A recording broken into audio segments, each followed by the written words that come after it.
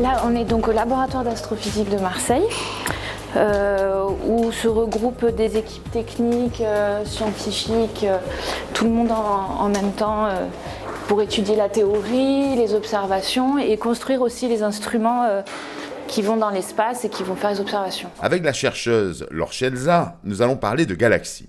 Mais pour ça, nous allons déjà définir ce qu'est une galaxie. Une galaxie est un système composé de milliards d'étoiles, de gaz, de poussière et qui compte souvent un trou noir.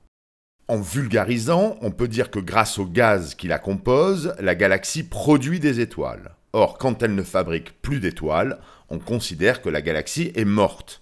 Dès lors, on peut se poser la question de savoir pourquoi et comment meurt une galaxie. Pour le comprendre déjà, il faut observer une galaxie au moment même où elle est en train d'être tuée.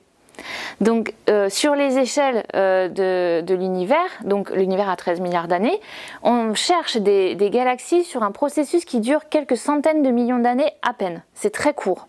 Donc pour ça, il faut pouvoir, à partir de catalogues qu'on a de millions de galaxies, identifier celles qui sont en plein dans ce processus-là. C'est pour ça que je collabore avec des mathématiciens, des statisticiens pour utiliser l'intelligence artificielle et essayer d'aller chercher, grâce à l'ordinateur, les galaxies qui sont en train de mourir. En analysant la lumière de millions de galaxies, les ordinateurs peuvent donc alerter la scientifique de l'imminence de leur mort. Oui, mais une fois la galaxie mourante trouvée, que se passe-t-il? Une fois que j'ai cette galaxie, je vais utiliser des télescopes au sol pour aller sonder le contenu en gaz de la galaxie. C'est mon premier indice puisque je vous ai dit que les galaxies se nourrissaient du gaz pour former des nouvelles étoiles.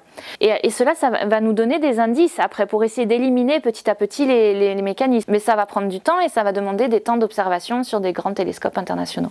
Ça va prendre du temps, oui. Mais nous avons hâte de connaître le résultat de recherche qui pourrait nous en dire un peu plus sur notre futur. Le but donc de toute cette recherche, c'est de comprendre ce que, en fait, notre futur à nous, au travers du futur de notre galaxie.